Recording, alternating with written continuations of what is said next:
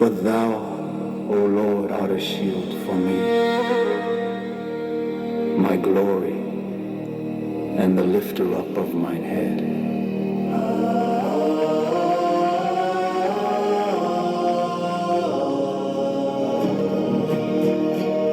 Psalm 3.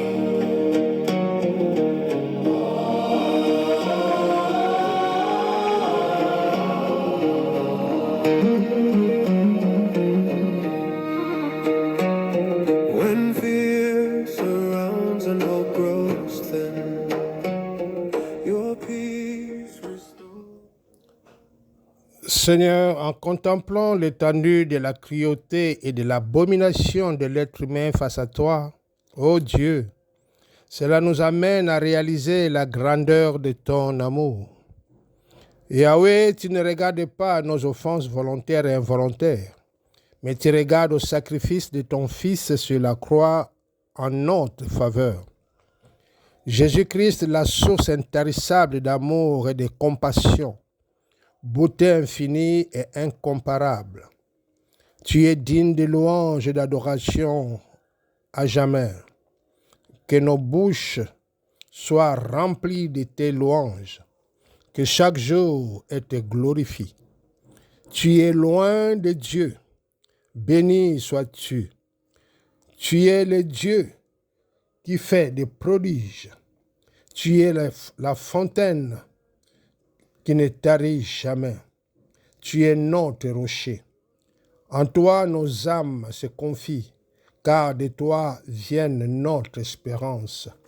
Oui, c'est toi qui es notre rocher et notre salut, notre haute retraite. Nous ne chancellerons jamais. Ta miséricorde se renouvelle chaque matin pour toute la création. Comme les rayons solaires inondent la terre pour éclairer sans distinction de race, de sexe, de classe sociale, ton amour et ta grâce se répandent sur le bon et sur le méchant. Ta bonté et ta miséricorde se déversent sur les riches et sur les pauvres. Que nos offrandes et notre adoration soient un doux parfum à tes narines. Nous rendons gloire à l'Éternel notre Dieu pour les dons de la vie. Heureux l'homme qui reconnaît la source de son bonheur. Alléluia. À toi soit louange et gloire, Seigneur, pour tes bienfaits. Nous rendons gloire à l'Éternel pour ces moments qu'il nous a fait grâce de passer un moment avec son envoyé, le serviteur de Dieu, le patriarche Moïse, qui nous a entretenus sur ces sujets, les 3 catégories des humains sur la terre et leurs conséquences. Le Seigneur Moïse pouvait nous parler, nous expliquer les 3 catégories de personnes qui sont sur cette terre. La première catégorie nous a dit les humains que nous pouvons considérer, que nous pouvons dire des normaux, c'est-à-dire des humains qui sont venus au monde à travers un homme et une femme. Et la deuxième catégorie, il nous a parlé des humains qui naissent artificiellement, des enfants qui sont élevés, fabriqués à travers des matrices artificielles. Et la troisième catégorie, ce sont les descendants des anges déchus. En nous parlant des humains normaux, il a pris le Somme 8. Par rapport au Somme 8, la parole de Dieu nous dit que nous sommes des créatures si merveilleuses, créées à l'image et à la ressemblance de Dieu, et que Dieu a mis à notre disposition. Et Dieu nous a donné autorité sur toute la création, sur les oiseaux du ciel, les poissons, dans les eaux, les animaux sur la terre et sur tout ce qui meurt. Tous ceux qui sont considérés comme de première catégorie, ils sont considérés par les règnes minérales, végétales, animales, comme étant des dieux. Contrairement à tous ceux de deuxième catégorie, il nous a expliqué, pour nous donner l'image, et de tous ceux qui viennent au monde artificiellement ne sont pas considérés par les différents règnes, que le règne minéral et végétal ne les considère pas comme étant leurs autorités ou comme des dieux.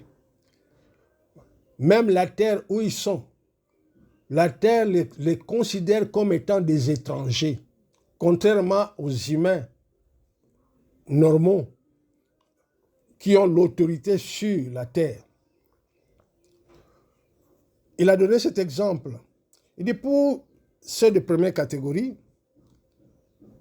voyons une maison bien construite avec différentes chambres, différents cloisonnements que nous pouvons voir dans une maison bien organisée.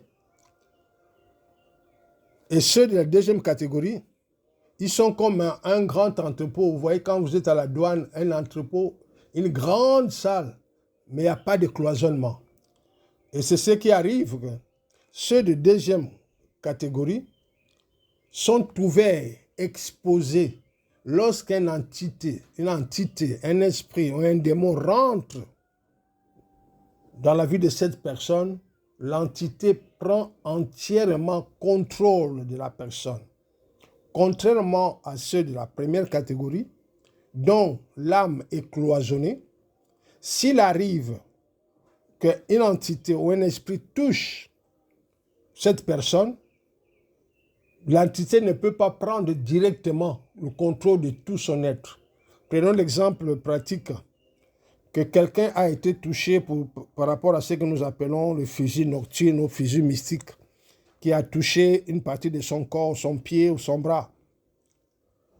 L'entité va opérer au niveau de ses pieds, au niveau de ses bras, mais ne peut pas circuler dans toute son âme, contrairement à ceux de deuxième catégorie, c'est-à-dire ceux qui naissent artificiellement. Si une entité ou un esprit entre en lui, il va prendre contrôle totalement de son être. Et tous ceux-là qui sont nés de cette classe ont le penchant vers le mal. Ils sont facilement attirés et exposés au mal. Et s'il arrive qu'un d'eux devient un criminel, alors il sera sans état d'âme. Et par rapport à ceux de troisième catégorie, c'est-à-dire les descendants des anges déchus, eux aussi, ils sont plus attirés vers le mal que vers le bien. Ils sont plus attirés vers le ténèbre que vers la lumière. J'avais posé une question au patriarche Moïse de savoir, mais pourquoi Dieu a permis et pourquoi Dieu n'a pas a fait de manière d'empêcher que cette situation puisse se produire. Parce qu'actuellement, cette technologie de la naissance artificielle est en train de grandir. Et puis, il y a beaucoup d'enfants qui viennent au monde à travers cette technique. Et le patriarche nous a répondu par une question. Il a dit, mais pourquoi Dieu, jusque-là, n'a pas anéanti ou détruit Lucifer, les démons, les entités, tout ce qui existe de mal? Il a sa façon de voir, il a sa façon, il est Dieu, donc on ne peut pas le juger par rapport à cela. Donc il nous a fait comprendre que réellement, cette technologie est mise en place pour pouvoir remplir une cause cachée que nous ne savons pas. La technologie de faire venir les enfants au monde par des machines. Comme nous avons dit que ces enfants sont exposés aux entités, aux esprits mauvais, aux démons. Actuellement, M. Lucifer, avec la complicité de certains humains, en train de donner aux aliens l'apparence humaine. Il arrive maintenant, c'est difficile de savoir tel qui passe c'est un alien. Pourquoi? Simplement parce que tous les enfants qui viennent artificiellement sont des réceptacles préparés pour pouvoir garder les aliens, garder les entités, garder les démons. Et à travers cela, Lucifer est en train de se constituer une grande armée du temps de la fin. C'est cette armée, c'est cette personne qui feront plus de mal quand le temps de la tribulation sera là. Donc j'exhorte réellement ceux qui nous suivent de chercher à d'entrer dans les nouvelles connaissances mises à disposition de l'humanité en général. Les nouvelles connaissances que Dieu a déversées sur la terre, mises à disposition, sans exception. Le temps que nous sommes en train de traverser, c'est le temps de préparation pour le moment difficile qui arrive. Nous avons déjà publié certains messages, nous avons déjà publié certains enseignements où nous vous encourageons. Cherchez à écouter pour vous édifier, à partager et surtout à vous abonner. N'hésitez pas à poser des questions s'il faut, parce qu'il y a certains degrés, certaines profondeurs de la connaissance que nous, jusque-là, qu'on ne partage pas encore. Nous voulons que les gens commencent à prendre conscience et surtout répondre à ceux qui comprennent et qui vont poser des questions. Que le Seigneur soit glorifié. Que le Seigneur nous aide réellement à pouvoir traverser cette étape. Gloire soit rendue à l'Éternel.